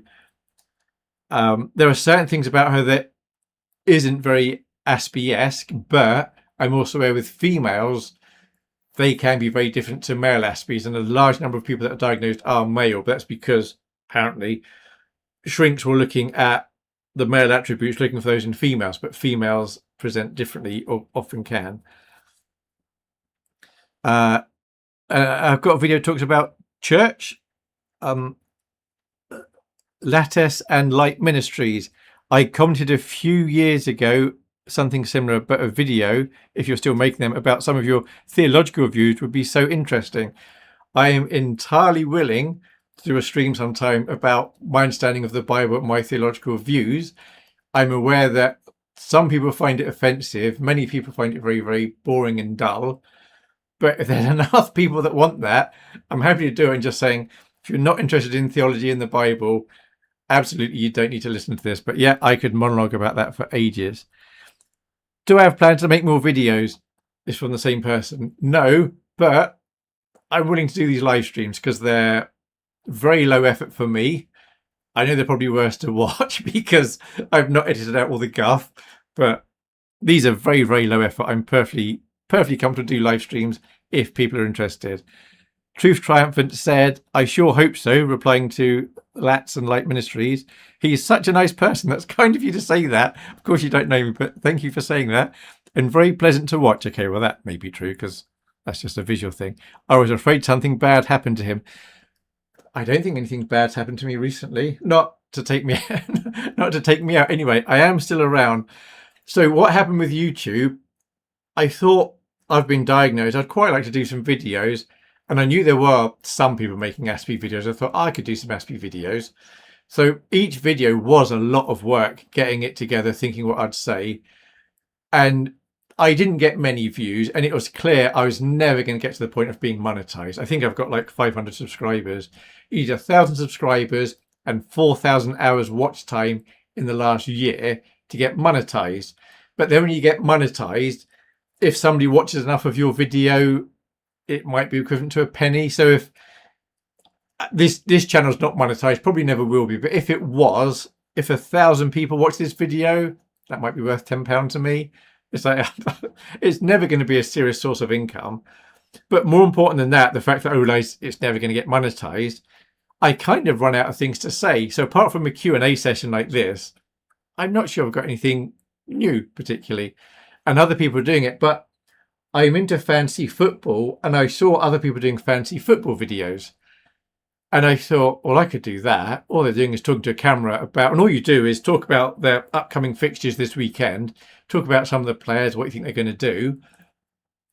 And the good thing about that is intellectually, it's a lot easier, even though I still spend hours getting stuff together to make it look pretty. Intellectually, it's easier. The downside is once you pass the weekend, no one's going to watch it because it's no longer relevant because you're on to the next game week. So in my FPL account, which is called Midnight Mule FPL, if you're interested, I think I've done 370 something videos on there. And I did one earlier today, actually, a live stream. But all of them, or nearly all of them, are of no use once you pass the event. It's just me rattling on, talking about fantasy football. So I am still around. And it's highly likely nobody who is subscribed to this channel was also subscribed to the Fantasy Football FPL channel. But I'm not monetized now. I've got over 2,000 subscribers, but my watch hours in the last year is only like 2,000 hours. So I would need a lot more watch hours. And for me to get more viewers, I really need to have a good season. I'm sure none of you care. But if I got a really, really high rank one year, then people would start watching me because they think, oh, he knows something. But as it is, I'm just putting out videos and sometimes people leave a nice comment. Right. Are you still watching, by the way? Philivans. And type in the chat if you are watching. Is it Philivans or is it FIL Evans or File Vans? I might as well say your name right. I'm just curious if you're still there or not. Okay, another one on the small talk one. This is from Lats and Light Ministry. I also don't like small talk. My fiance disagrees. Well, she disagrees on whether you like it or not. My fiance disagrees, saying that it's important to get to know someone, but I'm really not interested in what job they have or what have you. Yeah, right. People always ask me how college is going, and I get really tired of telling people that. I think what frustrates me is the fact that people can't seem to come up with any other questions other than how's college going or how's wedding planning. Oh, congratulations. This was a year ago. Hopefully you're happily married now. When I have, or maybe it's this coming summer, I have no idea. When I have so many more interesting thoughts and things that I'd much prefer to discuss, especially when I don't think they actually care how college is going. Well, absolutely. They don't, apart from wanting to know that you're okay, they don't care how college is going. They're just trying to show that they care about you by talking about something. But yes, it is frustrating. A more interesting question might be, do you think going to Bible college is a biblical idea? See, that is an interesting question. And that's a safe question because whatever their viewpoint, if they can back it up with Bible verses, that's helpful. Otherwise, there might be certain historical things they could back it up with, or they could just form an opinion. Something that does my head in is when somebody has an opinion on something and you find out it's not their opinion, they're simply parroting what somebody else said. So I could talk to somebody about, random thing here, diesel cars versus petrol cars, environmentally, which one is worse, which one is better? And I'm sure you could form an argument on either side. And if somebody felt strongly one way or the other, I'm very happy to listen to them. But if they had a strong opinion and it's because they heard on the BBC that diesel cars are very bad, it's like, well, you're just saying what someone else said. You don't have an opinion then. Now, if they said, I heard on the BBC that diesel are worse, and they said it was because of this, that, and the other, now that's interesting. And we could talk about what the BBC said. And then they're not trying to defend it. So that's something else, talking about defending a position. If somebody asks about my religious beliefs, or are you a Christian? My response is always, well, I believe the Bible. I believe what the Bible says. And if somebody then has an issue with that, something that the Bible says, I don't try and defend the Bible. I just say, well, the Bible says that. If somebody says, what do I think about so-and-so and it's religious, chances are I'll say, well, my understanding of the Bible is the Bible says this. So if I saw a BBC programme about diesel cars being worse than petrol cars and I found it interesting, I would always make sure when I was talking about it, the BBC said this or their viewpoint was that. And I would say it was the BBC. So I'm not trying to defend the position. I'm just saying the BBC said that. And it's the same with the Bible. I don't try and defend the Bible. I simply say, well, the Bible says this. And I'm happy to talk about what the Bible says. And that's fine. So years ago, growing up in school, we were taught evolution, of course. So evolution's true, Big Bang, 4.6 billion years, whatever it is. Primordial, swamp, slime, whatever all happened. And on church I go to Sunday, where of course it was creation. God made everything in 6 days. And that was never a problem for me. And I never realised that I was learning. Something inside me never said, Monday to Friday, you're learning this, evolution. The weekend, it's creation. They're not, on the surface, they're completely not compatible. And it never really bothered me. Then one day when I was, I think, late teens, I was about 19 probably, I saw a flyer when I was in Pompey for creation science movement. They were going to go to this church and talk about creationism, which is about God having made everything. And their picture was of this Japanese trawler boat that apparently got this dinosaur out the sea. They had to throw it back because it would have infected their fishing load. So they took a photo of this, can't remember what the dinosaur was now, and they threw it back. But I'd already read about that, and I'd read it as a certain sort of shark, but just the way they pulled it up, it looked like a dinosaur. So I thought, I'm going to go to this talk. So I went as a hostile listener, thinking I was comfortable with evolution, that's not a dinosaur. And I listened to what they had to say, and I found it very interesting. And I didn't come away thinking creation, I come away thinking, I need to look at this. So over the next several years, I spent a lot of time reading the creationist argument and the evolutionist argument, so I could better understand both sides of it. So I find that very interesting. So happy to talk about that. And I do have a certain viewpoint on that. Anyway, sorry, rambling again. Oh, look, they've answered. Can be either ambiguous or between Filevans and Filevans and FIL Evans. I'll call you Filevans then. I'll call you Filevans or Filevans if you don't mind. Okay, this is response to autistic burnout. Oh yeah, that's awful, being burnt out. Could Lyme disease be making your autism worse? So I'll come back to that in a minute. Lyme is worse with us Aspies. I could believe that. It makes our symptoms a lot worse. Please study Lyme disease, autism, pyrrole disease. Dietrich Klinghardt. This is from Truth Triumph 4015. I hope you're okay. I wish you'd make another video or two to let us know. I am okay. So I had autistic burnout, at least that's what it was diagnosed as. But in retrospect, I think it may have been autistic burnout, or it may have been a reaction to an antibiotic. So shortly before this happened, I went to the dentist and I had some work done, and they had to give me some sort of antibiotic I had to take for a week. And I wasn't reacting well to that, and it actually made me a bit silly in the head, to the point that I overdosed because I got confused about how many tablets I should have. So I then overdosed on this very strong antibiotic, which made me even worse. And of course, antibiotics can kill all your gut bacteria. And if you look online, there's loads of stuff about the importance of gut bacteria and how it affects everything about your health. And I think it's possible that either made my brain worse or that was the cause of it. But equally, it could have been autistic burnout. And my symptoms were 100% in line with autistic burnout. It's just after the event, I thought, it could have been those antibiotics and overdosing on those. So what we do now, if I ever have to get a prescription for something, my wife's bought me one of these little containers where it's got the days of the week and you put the tablets in the days of the week. And at least this way I don't overdose. I do sometimes forget to take a tablet, even though I set an alarm, but at least I don't overdose anymore. Okay, face blindness. This is from Sweet Girly 8489. I noticed all your books are arranged by colour. Is this part of being Aspie? Possibly.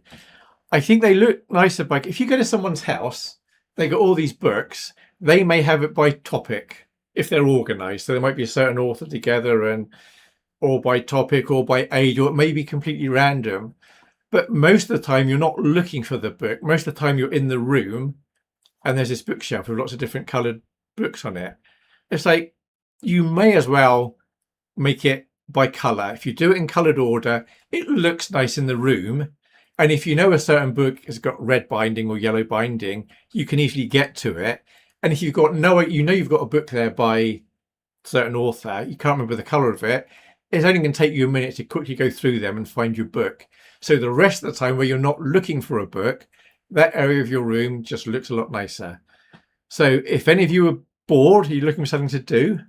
Oh, I just got a sign saying it's buffering. Viewers will be experiencing buffering. YouTube is not receiving enough video to maintain smooth streaming. As such, viewers will experience buffering. Open widget. This is very amateur, isn't it? Okay, so I might actually be offline now. I have no idea if you're seeing this or if it's going bad. Stream status poor. What can I do about that?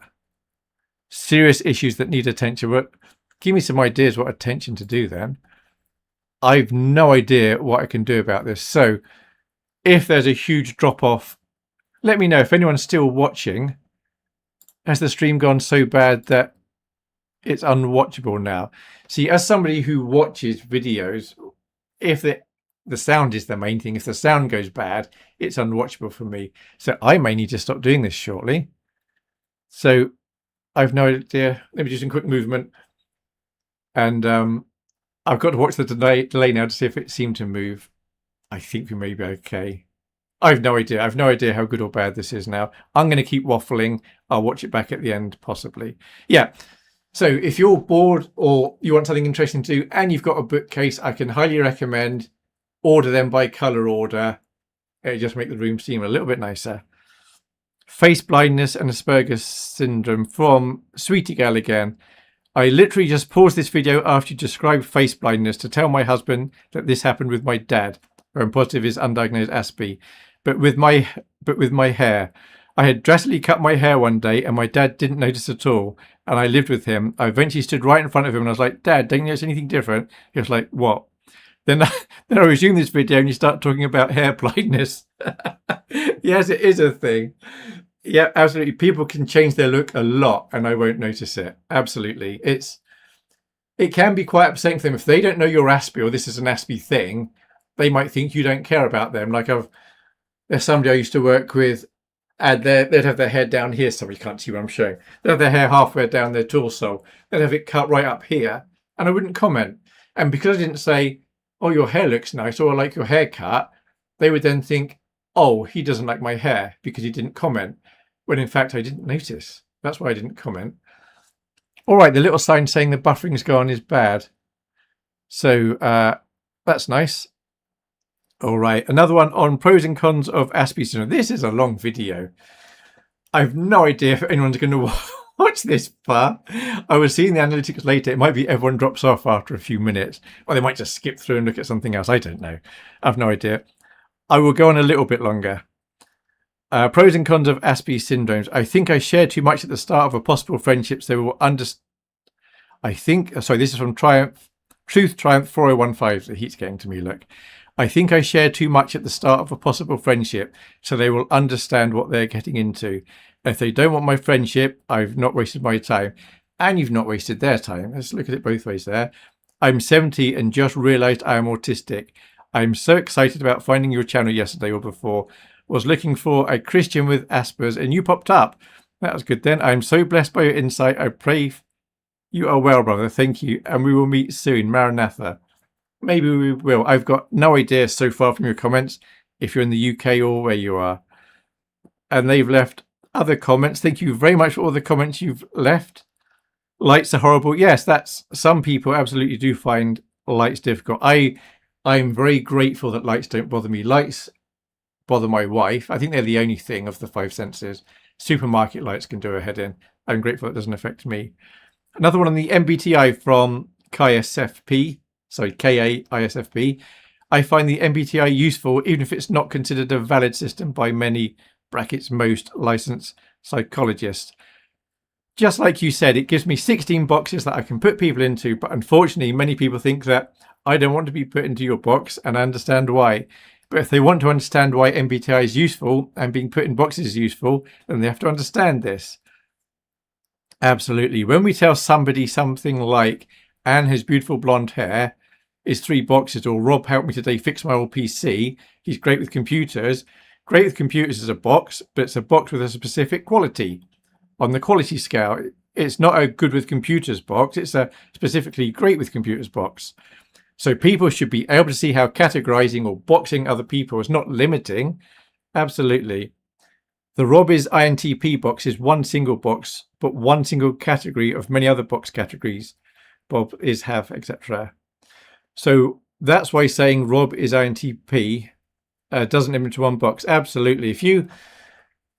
If you know somebody is, for example, INTJ, and you've known other INTJs, or you quickly research INTJs, you suddenly know so much about that person and you know how to deal with them. So if you're not Aspie, but you know someone who's Aspie or someone who's INTJ, you know, don't bother with small talk. It's draining. Don't have too many social situations. It's draining. If you care about them and you know how to deal with them. Now, you could be, if you want to connect with if you wanted to connect with me, I know nothing about, something I know nothing about, or I know nothing about growing orchids, let's say. Supposing you're passionate about growing orchids and I've never thought about it, I'm happy to listen to you talk about your passion for growing orchids and everything you know about orchids, and I'll remember a good amount of it. That is a good way to connect with me. But if you think he doesn't care about orchids, I'm going to talk about the weather, that's just rubbish. Unless you're talking about how weather patterns form and all this sort of stuff and supercomputers, but just how's the weather, or it's hot today. I don't know, I've said it's hot a few times today. That's not interesting. So yeah, so if you can learn the MBTI and you know what somebody's like, it's so much easier connecting with them and working with them. One-Eyed King 3013, NI plus something J. That's on the MBTI. Coronavirus lockdown and Aspie syndrome. Chris Leo 83. The lockdown years were maybe the best of my recent life. I've also been diagnosed with Aspergers. Yes. Selfishly for me, lockdowns were brilliant. I was really struggling going to the office, and I was considering leaving the job, even though I was perfectly good at the job and I liked the people at work all right. I was really struggling being in the office and all the things going on. So lockdown was like, yay, we get to work from home. And then during lockdown, because it was proven to work that we can all work from home, they decided not to make it compulsory to go back. So I get to work from home now.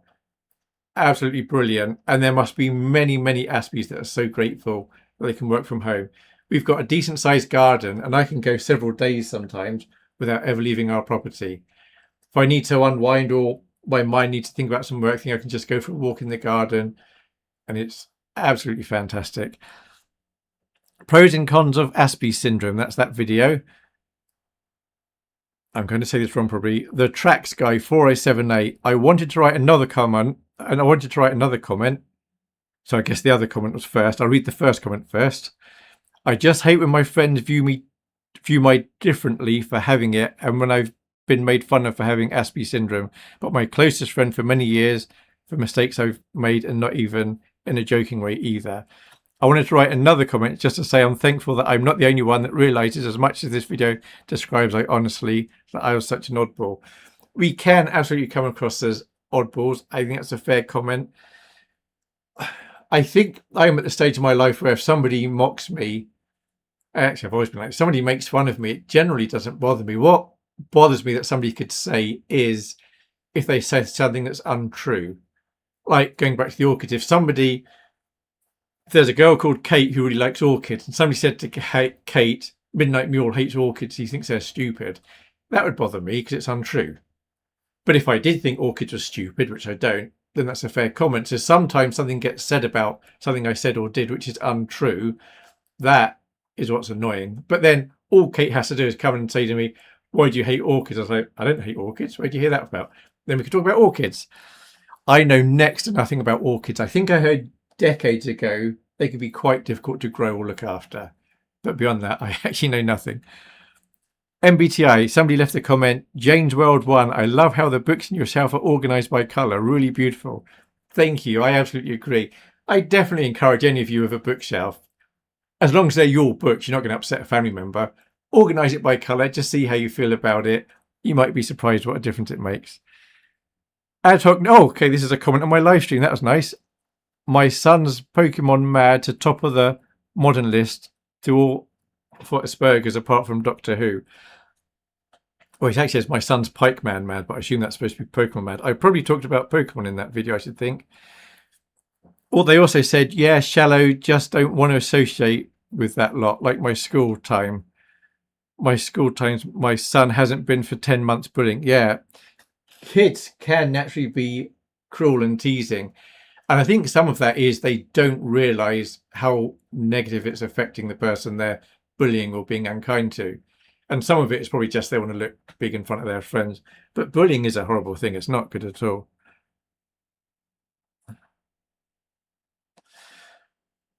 Okay, and I think they are all the comments, I think, that I never commented on before. So look at that. That means I can take that off now. Main camera, kabang. All right, there's a couple more comments from our friends Farvans here. Can be either, and okay, that's the people with AS very rarely care about fashion. Yeah, well, it's not that important to me. Yeah, so do I look really unfashionable at the moment? The number one thing for me is that the clothes are comfortable. Like I said, I find a lot of materials very itchy. So if I'm uncomfortable, then my body temperature goes up and up, and then I'm uncomfortable because I'm hot and I'm wearing itchy clothes. So absolutely. So if something is fashionable, but if something's fashionable and comfortable, the chances are because it's fashionable, it's more expensive. Why would I pay, I don't know how much clothes cost. Why would I pay £50 for a shirt when I can get one that's just as comfortable for £3 from the charity shop? Okay, it's not fashionable, but it's functional. It covers my body, keeps me warm, a bit warmer.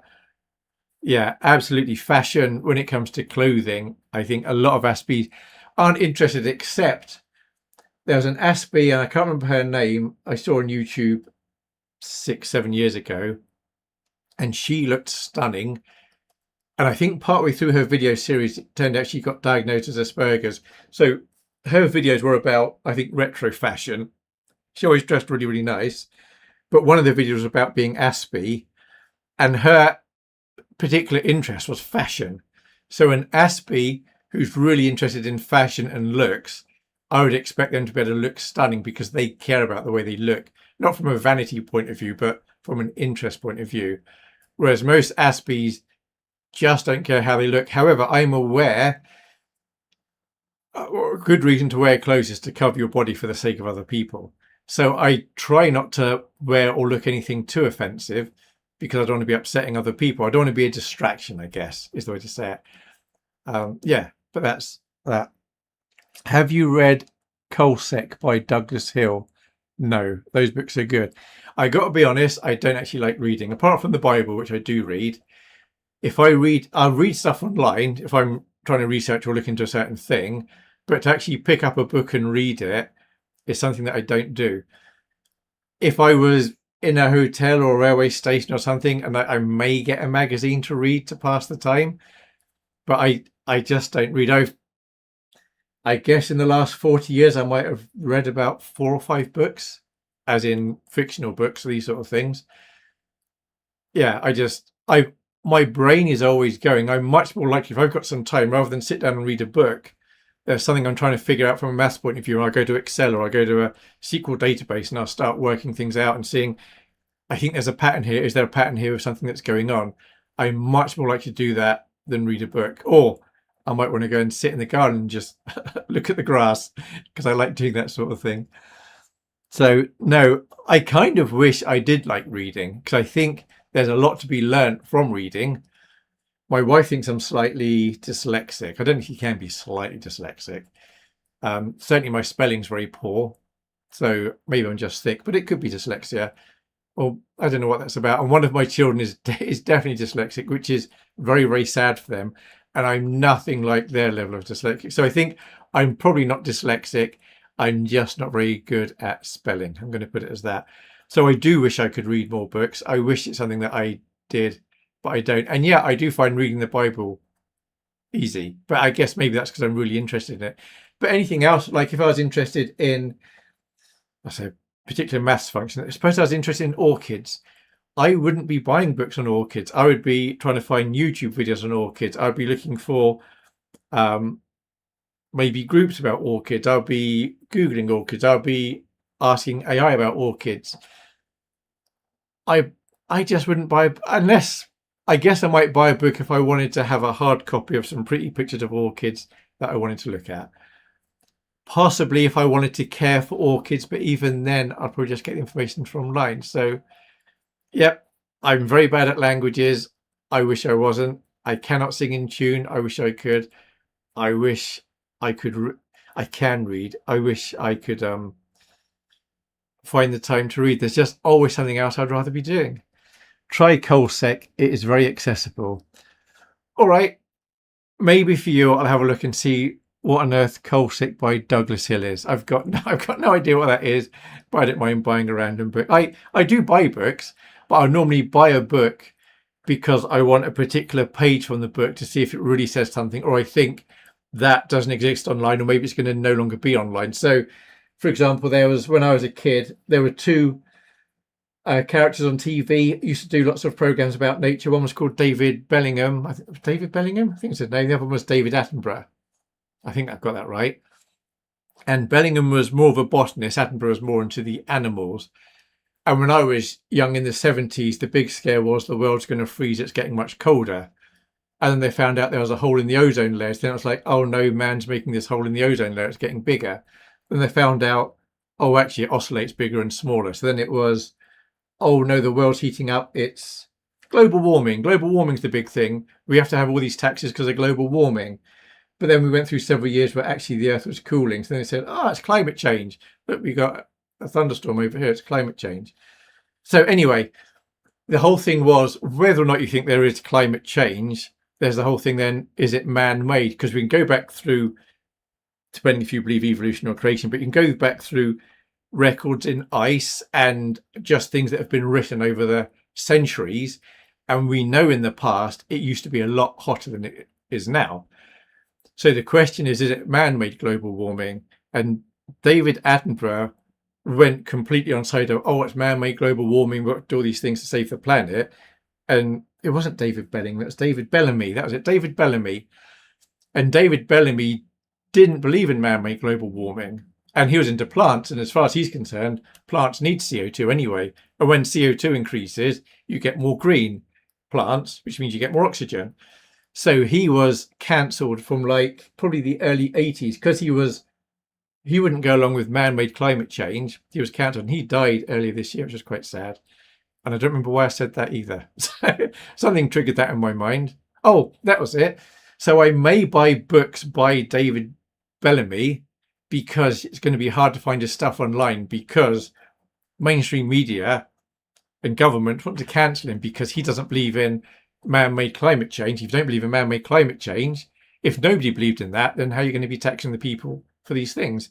Now, I passionately care about the environment. I care about river pollution. I care about the fertilizers and insecticides going on field that run into the streams, etc. All those things, I do care about that. What can we do instead? That is very interesting.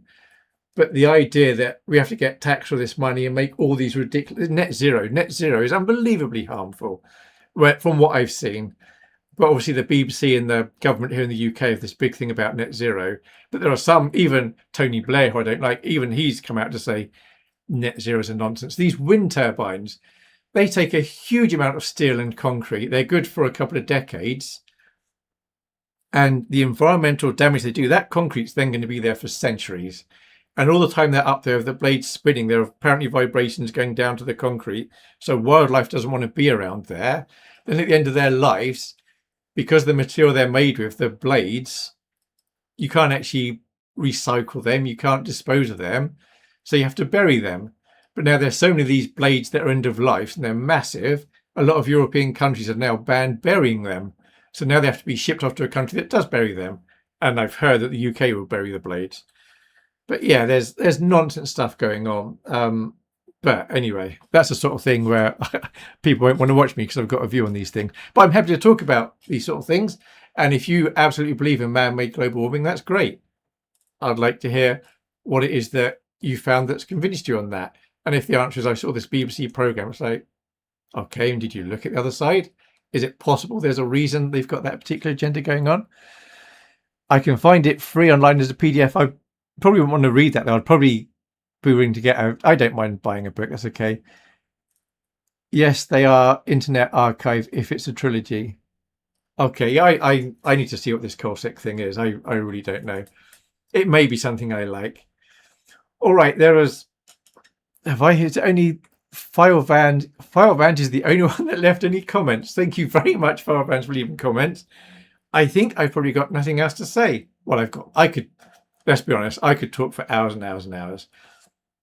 So if you're watching this video after the event and you think I would be interested in seeing you online sometime and chatting with you, or there's something you want me to talk about, leave a comment. And this isn't me trying to farm for comments. This is genuinely, let me know what you want. If there's not an interest in me doing this again, that's fine. I'll do something else on a Wednesday. If there is an interest, I could try and do this sometimes. Yeah, maybe once a month, maybe twice a month. You can see how things go. That's it. All right, I'm going to say goodbye now. Thank you very much for watching, however much of this you watched. And maybe I'll see you again. And I am still alive. I am still well. Thank you.